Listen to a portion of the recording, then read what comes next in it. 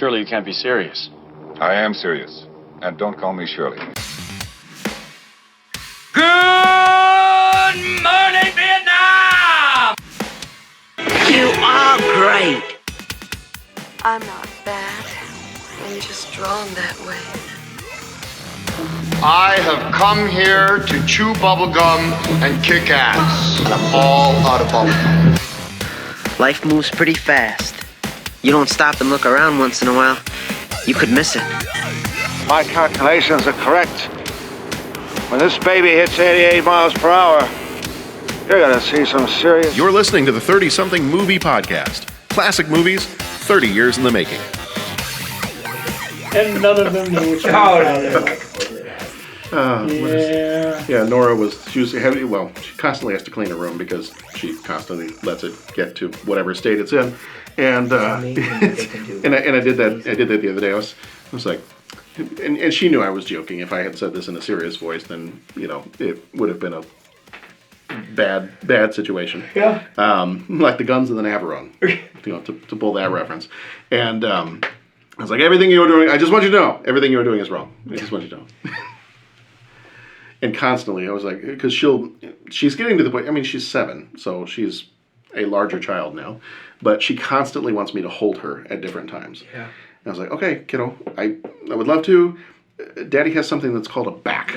And Daddy's back does not always cooperate with holding a 7-year-old for long periods of time. Yeah. So sometimes if she gets really tired and I'm holding her, I'm like, may I put you down? And she said, well, no, I don't want you to. I'm like, I'm going to put you down. You're short. You're short, you drool, and you're a terrible burden on your mother. And she's like, what is that? And of course, my kids know me well enough that my son is just like, what movie is that from? Yeah, that's awesome. Well, I told you what Dominic had the other day, right? He's like, Dad, you know what? There should be this thing where people get together about movies because we're watching movies. Yeah. We're going through Jurassic Park. He's like, and it's almost like a game where you talk, but the only thing you say is like lines from movies. And I just said, well, Ashley, Dominic, it's not a game. In fact, with some of the people that I know, it's called life. It's called life. Yeah. And that's just the way, oh, wow, you can just talk using only lines from movies? Dominic, son, sit down for just a second. There's a thing called podcasts. And people sit around and talk movie to each other. It's not a game. It's how they choose to live. It's a lifestyle. The internet is a worldwide communication. Yes. We use the world over to complain about movies. Yes. Here's one movie. Welcome to the 30-something movie podcast. We're just all sitting here talking, and you're here listening. And so thank you for being here. This is the 30-something movie podcast. I am your host, John Reed. I have with me Pat. Hey. How you doing? You doing okay? That picture's really weird me out, man. I'm just saying. They're looking at you, Pat. All the women from Heathers are staring at you in this picture up on the screen there. Did they do the makeup before they did this, or did they forget makeup? No, I mean it's a little intense. I think it's the lighting. I think it's a little bit of lighting. It's kind of whitewashed a little bit. The glow off the hair is a little much. Looking a little all right. Little exorcist-y there. Yep, I'm just gonna. But you're doing all right. Other than that? Yeah, I'm fine. We're all fine here. No, how are you? Bo, how are you doing? I am well. I'm glad you're here. Well, we haven't had you for a while. I'm here too. And now you're here 2 weeks in a row. So. I know, it's crazy. I know. So this time around we are talking Heathers. And we got a couple of things really fast before we get going to talk about Heathers. I'm just going to jump right in here and say that we are going to spoil the movie. And we spoil all the movies we talk about. And we may talk about other random movies. So just fair warning, we spoil stuff we talk about. So if you have not seen Heathers and you want to go watch it first, go watch it first. And then come on back. We'll still be here. Please leave us a review on iTunes. If you are enjoying what you're hearing in the show, leave us a review on iTunes and let us know, or wherever you get your podcasts. Feel free to leave us a rating and a review there. And also visit our website. We are at 30podcast.com, and that has all the different ways that you can get in touch with us, whether it's through Instagram, Twitter, Facebook, our voicemail line you can call into, email, all those different things. You can reach us from there. So feel free to visit our website. And so I think I'm just going to jump right on into the movie here. Do you guys can think of anything other like new movie news stuff that's come out? Oh, I did have one question I was going to ask you guys. Is there a movie from this summer? Because we're in September now, so I think we're safe to say we're past the summer movie season.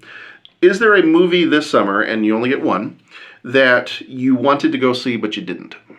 Christopher Robin. Really? It was excellent. That's what I hear. Very rare. I've said this several times, and I said this on the podcast we had with Teresa from the Disney Vault Talk podcast. I know. Was my wife is not somebody who is normally like, yes, we must go out and buy this DVD or Blu-ray right away. We hadn't even left the theater before she was like, when does that come out on Blu-ray? I was like, well, I will take a look and see. We need to buy it. I was like, okay, cool. I'm down with that. It was a good movie. So, okay. So Christopher Robin is yours. The one that you wish you would have seen but didn't get a chance to see. It is still in the theaters. Interesting. With the way your job has been lately, I'm not sure you're ever going to get to go see it, but... No, I will be waiting for... It is still in the theaters. I will be waiting for cable or Netflix. Okay. All right. Well, when we buy our Blu-ray copy, I can loan it to you. So, yeah. Pat, is there one that you didn't get to see this summer? I'll say that one because it would have been fun to bring the family to. Yeah. And, you know, I think, yeah.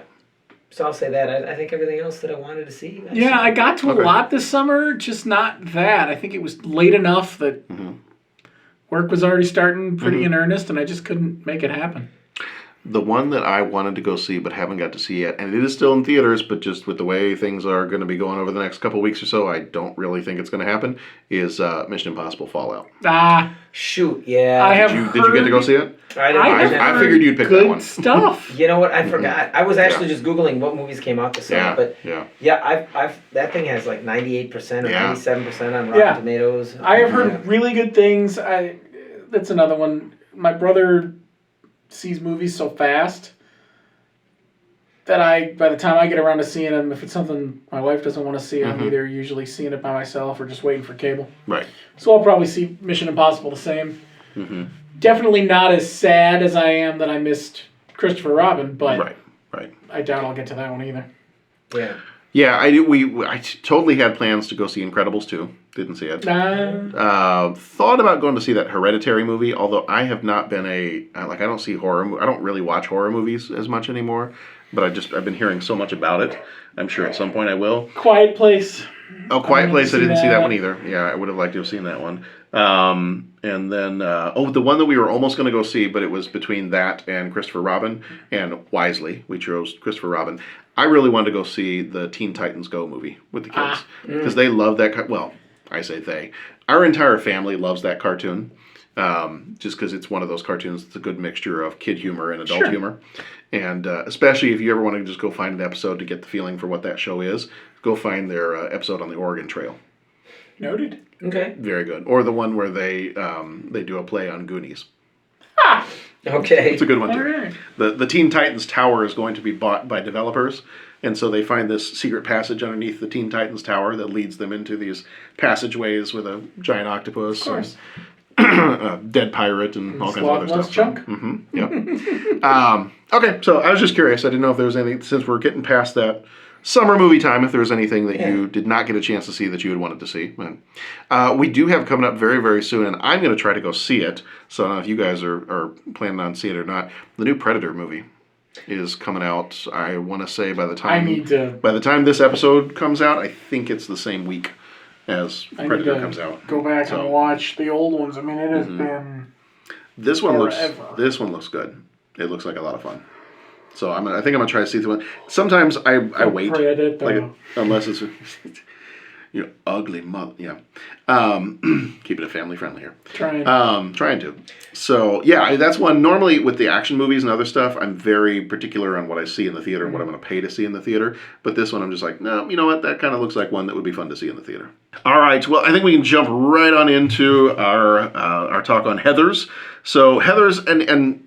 We'll stop the train right there for a second.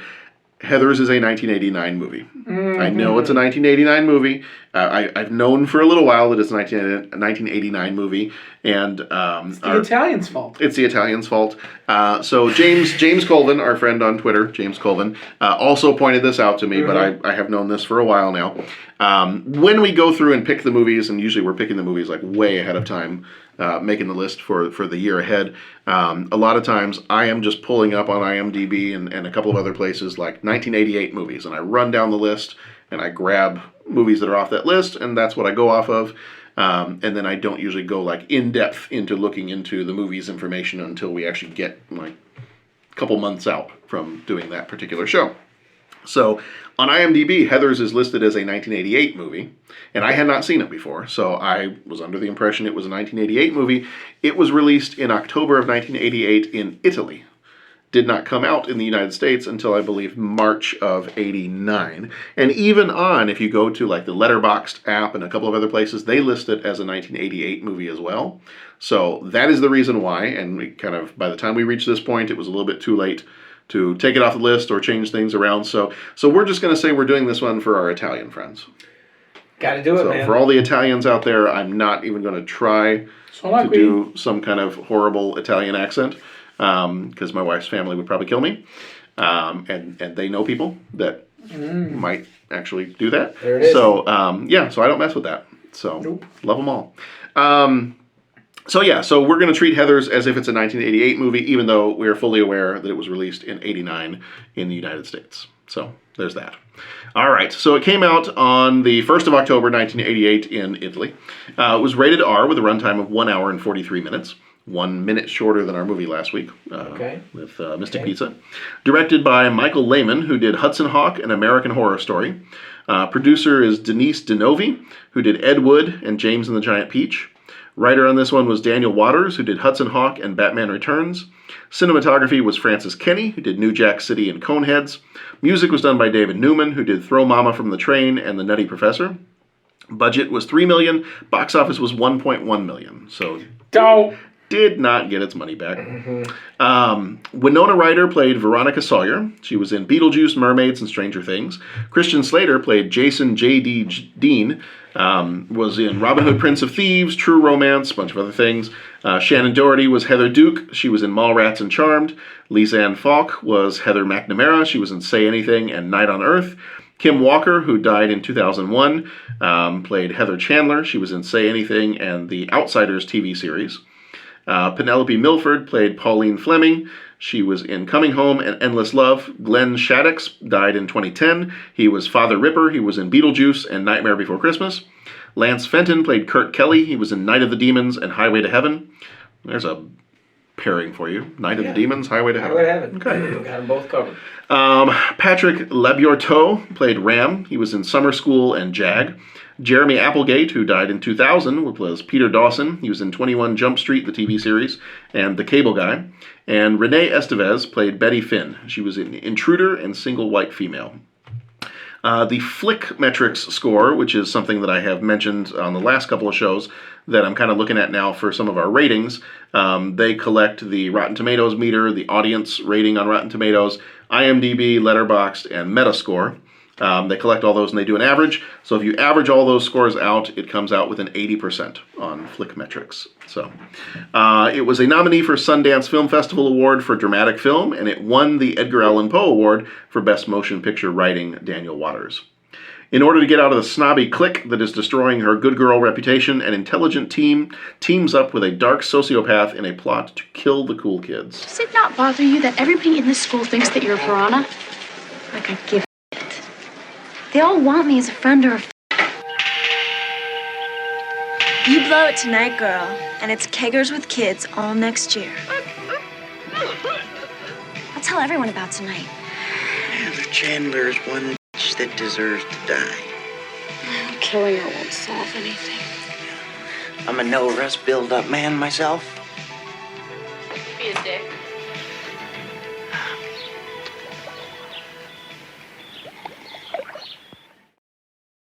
I just killed my best friend. This were like a suicide thing, you know? Hey, you can do Heather's handwriting as well as your own, right? I must say I was impressed to see that she made proper use of the word myriad in her suicide note. What was the first day after Heather's suicide like? Just so unfair. Sorry to hear about your friend. Thought she was your usual airhead bitch. I prayed for the death of Heather Chandler many times. And I felt bad every time I did it, but I kept doing it anyway. Now I know you understood everything. Praise Jesus. Hallelujah. I've cut off Heather Chandler's head, and Heather Duke's head is sprouted back in its place. Suicide is a private thing.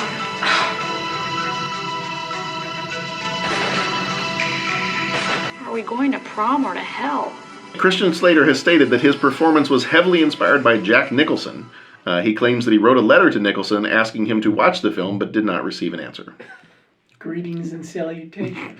I totally heard the Jack Nicholson thing there, and I thought, Yeah. I've always kind of thought that a lot of Christian Slater's stuff makes me think of Jack Nicholson. Maybe he modeled himself up. So I heard such a funny story about Jack Nicholson on the riding in comedians in cars getting coffee. I forget which comedian it was, but he told a story about being in a baseball game with Jack Nicholson, and they're just like, he's like, man, Jack Nicholson is like the same guy in all his movies and in real life, and he's just asking him a question, and he's saying, "What'd you get in the Cracker Jack box?" And you guys seen in comedians with cars? I've seen a few of them. There's one of the comedians, and it's like I gotta find it and figure out which guy it was. And he's like, "What'd you get in the Cracker Jack box?" And it was like, you know, he's like, "Oh, I got a little," and he's like, "Oh man, I remember being a kid." And he says, and while he's like talking, Nicholson's just like not even looking at him. He's like looking over. He doesn't even like. How does he even know that I'm eating Cracker Jacks? And he's just like, man, they just really, and there's a bunch of language and all that kind of stuff. But back in the day, you used to get real metal toys. Now it's just a bunch of crap. And like he just, the way he just I mean, I'm just thinking of this Jack Nicholson story. It was this comedian, and he was funny, man. Jack Nicholson, that's pretty cool. Yeah, I'd like to sit next to Jack for a ball game. Yeah, I'd be okay with that. He seems like a cool dude. The character of Veronica was originally written for Jennifer Connelly, but she turned down the role. And see, this is where, I don't feel like I'm a broken record here. Our last episode, I was very happy to talk about Julia Roberts. Before Julia Roberts, before I found a teenage interest in Julia Roberts, I had a middle school interest in Winona Ryder. I thought you were going to say Jennifer Connelly. Well, and her too. So, like, these movies over the last couple weeks have just been very, very special. John's in his happy place. I'm in a happy place here. And Jennifer Connelly, it doesn't hurt that she's also the lead actress in, like, one of my favorite movies ever, The Rocketeer. So that's... Where have you been? Do you not read the papers? And that she's in Labyrinth. So... Yes, she's also in Dark City. In all of the good things. Yes, in Dark City. Jennifer Connelly. Pretty much all the good things. Yeah. Thank you for listening to the show, Jennifer. We appreciate your entire body of work. I said of work. I said of work. I was very careful to say of work. It was intentional. Not going to ever have any women listen to our podcast at this rate. Thanks a lot, guys. We do already? No, we didn't. Well, there's the one, I think, in Ireland. Oh, well, there you go. I don't know. They don't break down the numbers for me that way. The Fox network actually considered turning the film into a sitcom for its fledgling network back in the early 90s, late 80s, early 90s, but jettisoned this idea in favor of developing Beverly Hills 90210 into its new teen-themed series. The fact that these two teen-themed projects were developed in tandem by casting agents at Fox eventually led to Shannon Doherty being cast in 90210.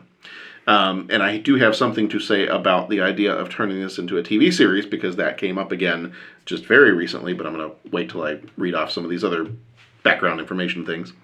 Writer Daniel Waters said in an interview, quote, "I did come up with this crazy cockamamie Heathers 2 idea, where Veronica becomes a page for a senator named Heather, played by Meryl Streep. The ending is her assassinating the president and getting away with it, and it's actually a good thing." Winona Ryder has heavily supported the idea for a sequel, but as of 2014, when this comment was left on IMDb, nothing has come out of it. I don't know that you'd do a sequel to this one. No. It's not one of those... Part of it is it'd be really hard to make now. Like, as I'm watching this, I'm like, yeah, this doesn't happen today. No, and that's kind of my... I left a couple of my bullet points here because of that. Asking the question, is this something that you could make today? And I think the answer is a pretty clear no. The two things I didn't read were, the same week Winona Ryder received the script, a student from her high school committed suicide, which only inspired her more to do the film.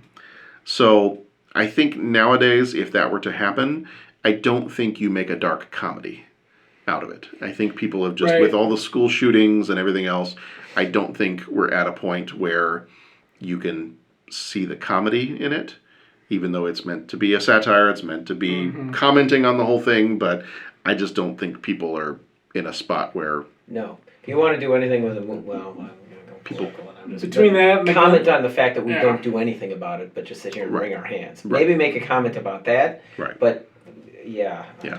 And the other thing I did not read was that the Heathers TV series, there was supposed to be a Heathers TV series that was going to come out this summer. I didn't know anything about that, but it was supposed to come out this summer, and I guess that it was pushed back. Was it this summer or whenever it was meant to come out sometime within the last year or so, and it was around about the same time as the Parkland school shooting. Mm-hmm. And when that happened, they were like, "Yeah, nope, we're not even going to push it back. We're just guns. we're in not school. we're not going to show this in America. This is They're not going to do that." No. So the whole 10 episode, they had already done a 10 episode season, and they were just like, "Nope, we will we'll sell it to somebody overseas. They can some HBO in Croatia somewhere can have." This show, they can stream it to their people. You can watch it in Sweden, but we're not going to show it in America. So, what were you going to say, Bo? I feel like I came across you. No, you were fine. I was just going to say between the suicide and the guns in the school, there's just so much that you just don't want to go there right now. Right. And no one's going to find. And you said it, but no one's going to find it funny at this point. Yeah, that's not humor. Mm-hmm. Now that being said. Had you seen this movie before? Oh, yeah. You had seen it before? Oh, it's one of my wife's favorite movies. Like, she walks around quoting the mega bitch line all the time. Mm-hmm. Well, why are you such a mega bitch? Because it can be. Do you go around quoting that, Pat? No. No, okay. I don't. So you hadn't seen it before? I had not. You didn't care for it? I want to tread lightly because I mean, you know, I know that Bo, you mentioned it, Donna. It's one of her favorite movies and all that stuff. And do your thing, man. You don't have to tread lightly. I'm not offended. I didn't. You're allowed to have your own feelings. Well, I try, and I they can do you justice, but they can be made to serve the emperor. The thing is, I watched this movie and I feel like I'm doing the constant refrain. What was it? If it was a dark comedy, then I was just offended. And I know that, okay, I got to look back at it with the 1988 lens or the 1989 lens, unless I'm in Italy. But the thing is, I can't. I live... Maybe you needed to eat a cannoli while you were watching Maybe just, you know, take the cannoli, leave the gun. Mm-hmm. There it is. But it's like... Maybe that's your review of this movie. Take the cannoli, leave the gun. Yeah, maybe that's what it is. And I don't know, and I'm saying this lightly because... And I'm not... if anyone's listening, I'm not referencing any past conversations that... Because I know we've discussed this with various members of... Each movie is a different case. And I watched this film and I was just like, I don't find this funny. In the same manner that when we were talking about What About Bob? And Rain Man, and we were talking, and I remember my mom saying with What About Bob, just saying, there's people like that. Like, I don't find that funny to laugh at. I didn't find this funny. I mean, okay, there were people like that. Then at first, in the middle, I tried to give it a hope, like, okay, well, maybe it's going to be this big satire, and it's going to be like, hey, look, this is what you're doing, and I was like, but now I'm just working so hard, and like Jeff said the line, I was talking to him about it, and I don't think he'd seen the movie, but he says, yeah, you shouldn't have to work that hard for satire. Like, if you have to work that hard to understand satire, it's not. So okay, so is it a comedy? Or is it trying to, like, look, this is what's going on in schools today? And if it's, look, this is what's going on in schools today, it didn't connect the dots enough for me. So then I got done, and I'm like, how am I supposed to feel? This really just, you know, it didn't really... do it for me. I mean, like... It didn't do it for you. It didn't do it for me. Even like a John Hughes film, like, would connect the dots and say, well, this is how it relates to even his more outlandish ones. This, it was just out there. And like I said, I'm sorry, there's too much stuff in there that's just like, I just don't... Just didn't find it very funny. Yeah. Well, and I think this is one, I had never seen it before either. And I think this is one that it's tough to watch it for the first time now.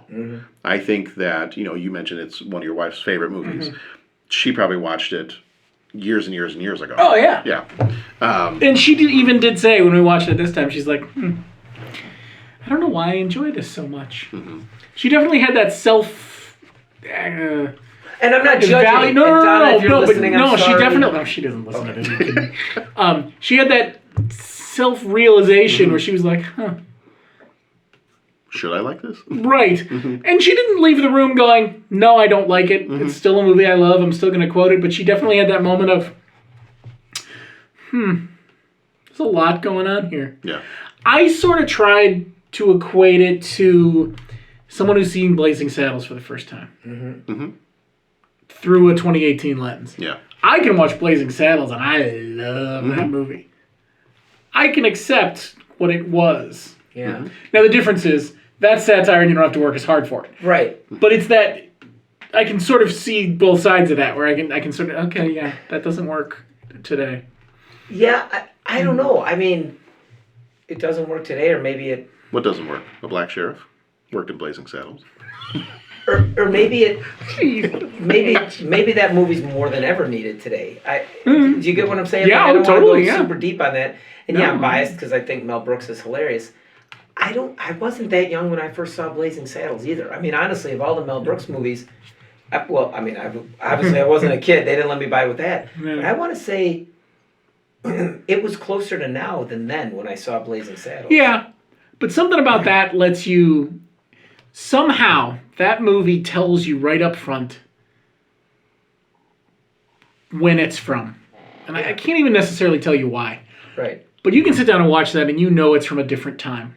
Yeah. This one doesn't. And I don't know if some of it's because we work in schools, so maybe we're in schools all the time, and so it feels too current for us. Yeah. But when you sit down and watch this movie, it doesn't feel like it's that old. Well, So it doesn't force you into evaluating it with a different lens on its own. You have to sort of take that moment on yourself. Where Blazing Saddles, I feel like, hits you over the head and says, this is from a while ago. Right. Deal with it. And it's also like, even a while ago, it was pretty over the top. Oh, But yeah. It almost had the Archie Bunker thing with there, where, yeah, this is pretty, but why is it? It's because it's holding up the mirror. Right. It's kind of showing us, with this. I don't know if this was holding up the mirror. I mean, okay. You don't think it was? I don't know if it was. All and right. that's why I struggled with it, because I'm like, dude, I'm not finding this stuff funny. Oh, well, maybe it's not a comedy, because then it just got like, whoa, we're not cracking jokes anymore. This got serious. But then, what have you left us with? Like, if you're going to show this movie, are you trying to show the people of the 80s, look, this is going on, and you're all not paying attention? I mean, all the coaches were jerks. All the parents were out of touch. It was seriously similar to like the John Hughes themes, but just run amok. It just taken up to 11.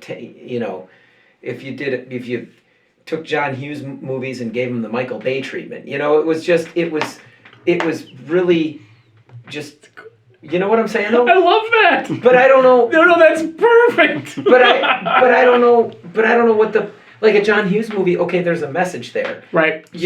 Planes, Trains, and C4. Right. Well, but the ones where it's the social commentary, like the one of his greatest ones, The Breakfast Club. Yeah. Okay, now you might argue with it and say, well, I don't fit into any of those cliques, or those cliques aren't. Yeah, but that's still kind of shine the light, and this is one possible reality. Okay, there are these issues that we have to deal with. This, it was so campy. Like, I don't like. What's the takeaway? Teenage suicide. Don't do it. Yeah. I mean, that's. But was that even there? I mean, it was. Well, it was Well, there. so- but- I don't know. Like, and that's what I'm saying. I'm in this quandary of like, what? So I was kind of in the same boat as you. I had not seen this movie. Okay. But I enjoyed it. Okay. Like, I like this movie. Okay. And I mean, it's not one. I can't think of a time that I'm gonna go. It's not like in a rotation where I'm like, oh, I gotta watch this every year.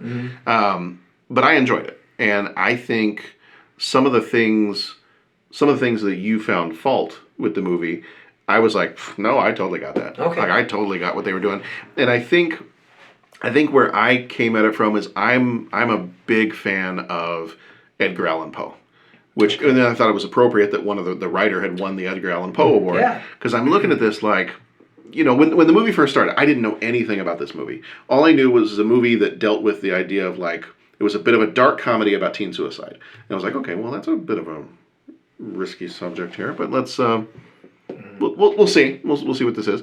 And the first moment that he pulls out that gun in the school cafeteria, and I'm sitting there watching this. I was sitting there watching this by myself, and he pulls out that gun and fires it. I'm like, whoa, okay, hold on now. But then the way it was treated in the movie, it like something in my head. I don't know if it's just from other movies or other situations or whatever it might have been, something clicked where I was like, aha, this movie's going to be absurd. Like, I'm just going to take the idea that this movie is absurd. It won't even necessarily be like, ha-ha funny. Mm-hmm. It may be more of a cringy, like a, I can't believe they just did that. Mm-hmm. Like, oh man, like a nervous laugh. Like right. I've never laughed at a funeral, but I feel like it's the same kind of idea. It's like, somebody laughs at something at a funeral, or it's more of a nervous, oh, I can't believe I just saw that, or something, but not like a belly laugh. This is hilarious. I think it was more of a, you had the little snarky comments. You had when she's reading some of the lines from her diary. And that type of stuff. Like, I half expected part of this movie to be a dream sequence. Like, to wake up at some point and be like, yep, nope, this wasn't real. It was an absurd dream about her trying to process what life is like as a teenager in 1980s America. And there's teen suicide as a problem, and guns and violence is a problem in America, and still a problem now. But, is this a dream that she's having where she's playing out this fantasy of killing off this clique of people that she's been forced into, and so I almost half expected the movie to end as she wakes up. Well, and it's funny you say that, because they shot it very absurdly too, and I wish, I'd love to know what Dennis thought, because they used some really weird lens effects in this. I don't know if you noticed, but a lot of times they'd shoot people in this weird fisheye, so their face would distort a little bit, and they did a lot of even we noticed when we were watching it at home, they did a lot of cuts. Like, if you were around a table, it was almost like we were watching that 70s show. Yeah. They would cut to each person instead of pulling out and just showing a two-shot and then people have a conversation. It wasn't that. It was... Which almost lends to that weird dreamlike quality of it. And I think because of the dreamlike or the absurd quality of it, I think that's why I didn't have as much of a problem. The same problems you had with it, which are absolutely totally valid problems, and I totally agree with you. But I think the reason I didn't have those problems was I just, from the moment he pulled that gun out and fired it in the school cafeteria, something about, and I think it might have been a fisheye lens in that scene too. Now I want to go back and see if the first time they used the fisheyes with the gun. I almost think it was. I bet it is. Because there was just something unreal about that happening, and something about how it was shot. And I didn't go back and watch it again, but I feel like from that moment I was like, okay, we're in for an absurd satire on what life is like as the stereotypical 80s American teenager, and how rough high school is, and all this other stuff. So I think from that point on, something in my brain switched. And I was like, I can't take this seriously.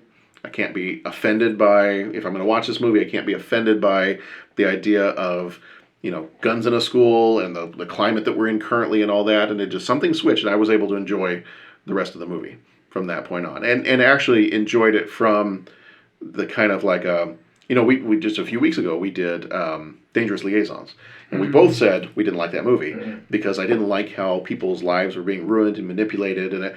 But that was very realistic. There was a lot of realism to that twisting of people's lives and just ruining people for the sake of ruining them, versus you're out now killing people in this movie, but it's absurd. Yeah. If Dangerous Liaisons had been this absurd, kind of like a dark comedy about ruining people's lives and doing all that, I might have enjoyed it more. Yeah. And I think I took it from the idea of, you're reading Edgar Allan Poe story, and I don't know if you guys are fans of Edgar Allan Poe, but you can read something like The Telltale Heart or Cask of Amontillado, and sometimes, and it might be a little twisted, but you read those stories and be like, he's going to brick that guy up in the wall. He is totally going to he just did that. Yeah. He just bricked that guy up in a wall. Or dead guy under the floorboards. Dead guy. Sorry, spoiler alert for a story that's 100 and whatever years old, but he's in the floorboards. What's in the box? Thank you. That's not Edgar Allan Poe, but it's Gwyneth Paltrow's head giving health advice. Not touching that one. No. Wouldn't either. It's all nasty. I went straight to Dune. I was just going to say, when you said what's in the box, I was going to say pain. There you go. Sorry, I mean, you speaking of geek out there, that's all I thought of. Well done. Is that not the same as Gwyneth Paltrow's head? So, but that's why watching this, and I was kind of nervous about that. I was like, I'm watching it for the first time in 2018 as a school teacher who very much, without getting political or anything else, I have my own opinions on guns and things like that and all that stuff. And I'm like, I don't know how I'm going to do with this movie. I'm interested to see some of these when I'm not watching it. Part of me also thought, I'm not a teenager either. Like, am I going to get the whole, oh man, here's the struggle of what it's like to be a high school kid, and I'm past that phase of life, so I'm not going to completely,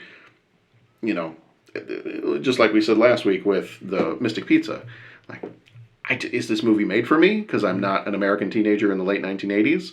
Can I enjoy it as someone who has not been a teenager for a very long time? And when I came away from watching the movie, I was like, no, actually, I really like that movie. Yeah. So I have mentally, like, upstairs in my head, like, working through things, I have the same issues with it you do, but I think the whole idea of just getting the sense that this is absurd, like, and they're filming it in such a way, that's what connected the dots for me. Got it. Was the way they filmed it, and the way the characters just talked, and especially the way she wrote in her diary, some of the dream sequences. When she wrote all big like an insane person. Right. Yeah. Right. Yeah. I was like, I'm just going to treat this as an absurd romp through her imagination. And if she wakes up in the end and it's all been a dream, that totally makes sense. And even if she doesn't, like, it's just going to be treated as this is not happening necessarily in the real world. Got it. So that's what kind of connected the dots for me between all those different bits and pieces.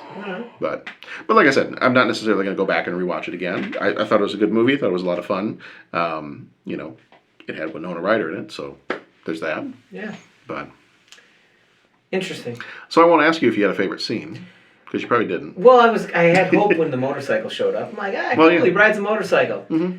Oh, so he's nuts. Okay, good. But I thought the bike was cool. Cuckoo for Cocoa Puffs. Yeah. I don't know. And I'm going to toil with this one. Maybe I'll rewatch this one and try and figure it out. But Did either of you guys watch, it came on Netflix last year, the 13 Reasons Why? I have not seen the entire series, but I have seen bits and pieces. Because my wife's watched the whole thing. Okay, that was being talked about a lot last year when it came out. I didn't watch it. I think I had started to read the book at one point, but it's did not very finish good. reading the book. But I heard it was good, but then I heard there was a lot of people were criticizing the way it was dealing with suicide, with teen suicide. Yeah, you could, let's be honest. That's a touchy subject anyway. Yeah, and I think that you're always going to have people on both sides of it. It was a different look at it. It's definitely not your standard message. But what I don't know, because I didn't read the book, I don't know if the show is following the book's message or if it's trying to be dramatic and drag it out for extra seasons. Like, a lot of what I saw was like, oh my God, seriously. Like, come on, get to the point. The concept of it is very interesting, though. But again, back to a conversation from last week, I don't know that show's made for me. Like, I don't know. I don't know that the people who made that show were expecting a 37-year-old man to sit down and watch it. Yeah. And it's hard for me. Yeah, and so that's part of my confusion with this is it was like, okay, so if I'm a teenager, I remember high school. I mean, not like it was yesterday, but I mean, I work to remember that. I've got to relate to my kids. I got to relate to the students. What is that saying to me? Like, where does this movie leave me? Like, what is it trying to inform?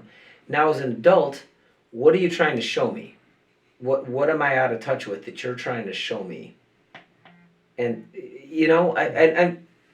now we're going to recycle the conversation into what, and I hear exactly what you're saying, but yeah, that was the piece. It was like, okay, so you're trying to show me. What are you trying to show me? Okay, you're trying to speak to the kid. Like, what are you seeing in this imaginary 16-year-old person watching this movie with me? Imaginary, 16-year-old Pat.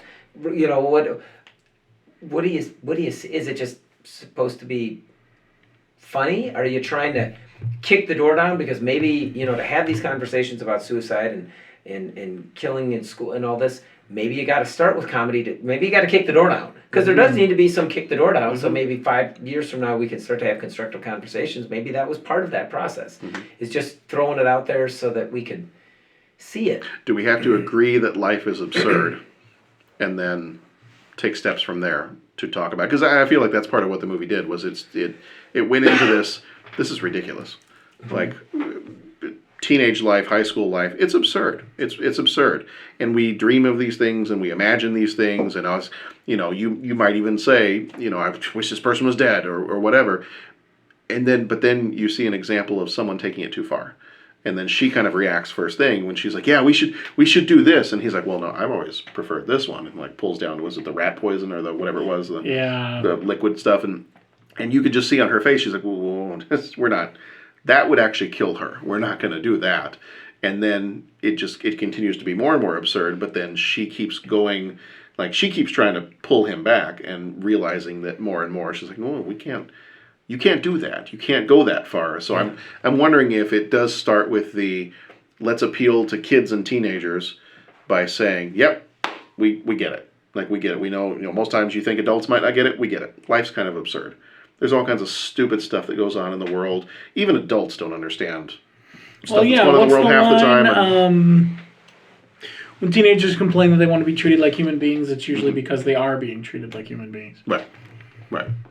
So I don't know. That's part of, I think, what I took away from it was that you started by, your phrase, knocking the door down. I think you start by knocking the door down by saying, yes, life's absurd. Like, there's a lot about life that's absurd. But just because life's absurd doesn't mean there aren't things that we hold sacred and that we value, and one of those things being people's lives. You don't go around, just because you disagree with somebody or you don't like somebody, you can't go around killing people. You can't go around ending people's lives, and much less ending your own life, that. And you got that from the movie? Mm-hmm. Okay. Yeah. I got that from balancing his, JD's almost like, I think they said in the description, almost like sociopathic sense of, oh, well, so you don't like her? Let's kill her. Mm-hmm. I mean, it's a very straightforward, very rational, oh, okay, well, you have a problem. I will solve your problem. Versus the more absurd, Dear Diary, I wish I could do this. I wish I could do... And I think it was kind of playing those two things off of each other. And so that my takeaway from it was that was maybe part of the conversation starter. Like, if you're going to kickstart a conversation with somebody about a problem of teen angst, or take it far enough to teen suicide, is that how you start part of that conversation? So that was kind of my takeaway from it. So he said you probably don't have a favorite scene because you didn't really care for the movie. Do you have a favorite scene in the movie? That's a tough one. I think that introduction to Christian Slater is just so iconic. Mm-hmm. Greetings and salutations. That's really good. Yeah. And then there's just funny stuff, things that stick out in my head, like the scene with Veronica and Betty Finn playing croquet is very odd and fun all at the same time. A lot of the croquet stuff is good, just because it's, but of course they're playing croquet like it's not a normal thing. It's not. It adds to the absurdity because it's croquet, I think. Yeah. I think part of it too is teenagers, and I mean, you and I went to high school together. We've known each other since then. Yes. And we know that sometimes teenagers do and say things for shock value. Yes. So I think that's part of why, maybe particularly in the 80s, they expected this. I mean, it didn't do well in the box office, but it's become popular since then. I think maybe they would have expected teenagers, at the very least, to appreciate this movie and to latch on to this movie, because I think a lot of just the writing, like a lot of the lines in the movie, and because we do try to keep the podcast family friendly, I won't repeat a whole bunch of them, but there are a lot of lines in the movie that you listen to that line and it's just like, whoa! Screaming with a chainsaw. Right. There's gently that one. with a chainsaw. Right. Don't forget. Yeah. Gently. Yeah. Or the what was JD's line? Kurt and Ram had nothing left to offer the school except date rapes and AIDS jokes. Like, whoa, that's this is like Marla Singer from Fight Club territory here. Right? Yeah. So, Here's an interesting line to sort of lend to the whole conversation about the absurd. It's a JD line, and I don't necessarily remember where he says it. The extreme always seems to make an impression. Just an interesting look at the absurd. Yeah. So I don't know. I mean, that's why I think it boils down to me that's why I didn't have as much of a problem with it as I think I might have otherwise. Like if I took the movie at face value, if I took it as, oh, this is a serious, it's a drama, as opposed to knowing it's a dark comedy. Yeah. I'm taking what I know about writers like Edgar Allan Poe, or writers that do kind of very dark type stories that have a bit of comedy to them. I think I took that and I just, that idea of the absurdity. Like, it's an absurd story. It's going to be an absurd story. Just like how you watch a Tim Burton movie.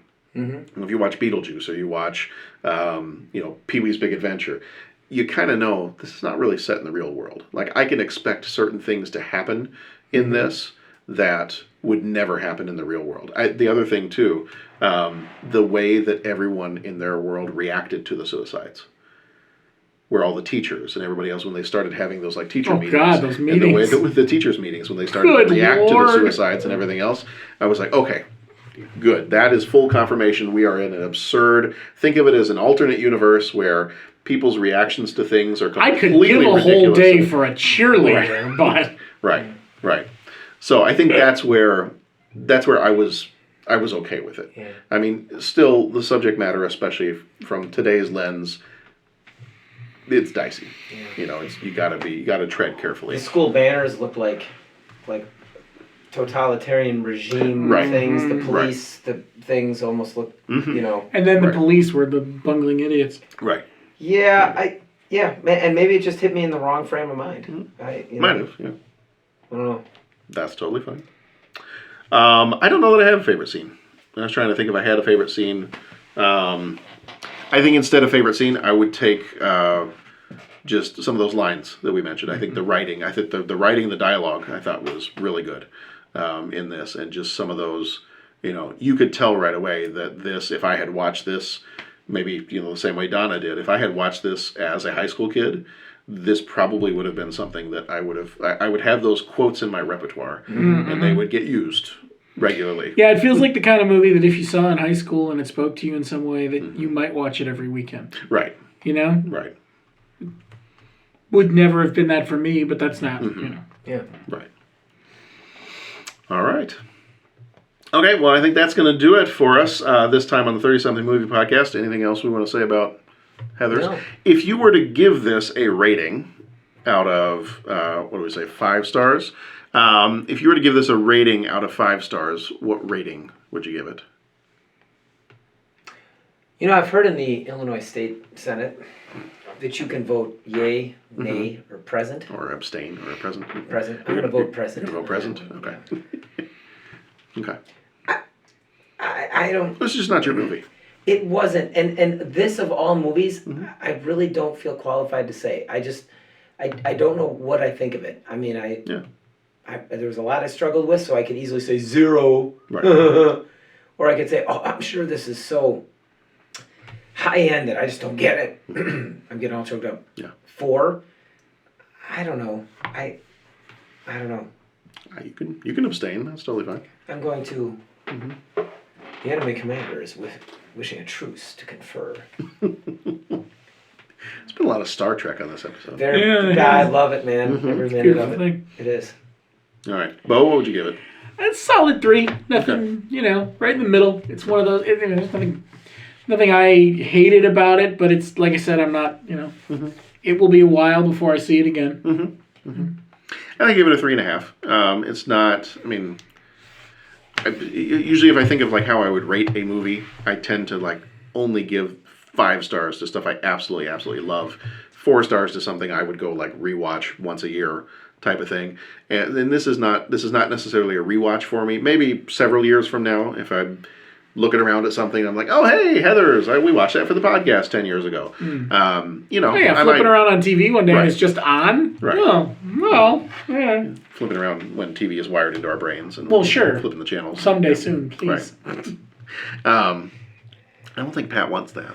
No. You don't want TV in your brain? Yeah. No? I don't think I want TV in my brain. Okay. How do you know it's not?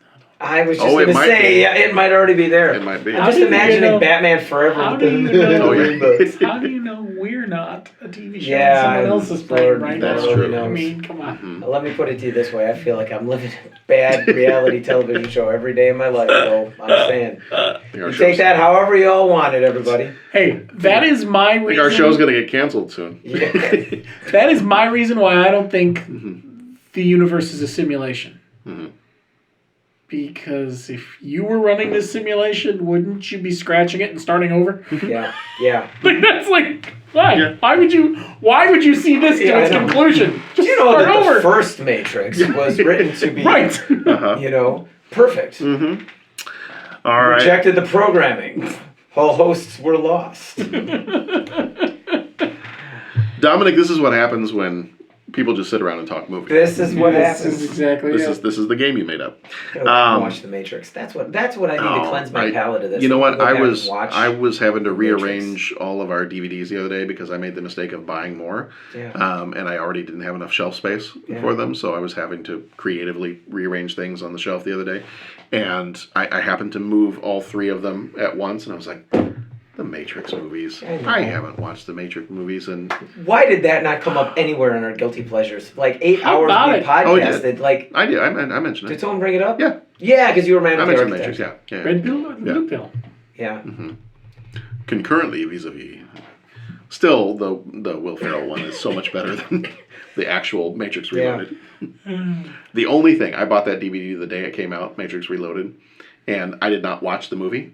I fast forwarded to where there's the scene with all the Smiths in the courtyard. Yeah. That fight. I watched that and I was like, nope, I'm good. I'm good. That's all I needed. Seen it. That's all I needed. Yeah. All right. Well, that's going to do it for Heathers. And in the movie, that was it for all the Heathers, too. There weren't any left.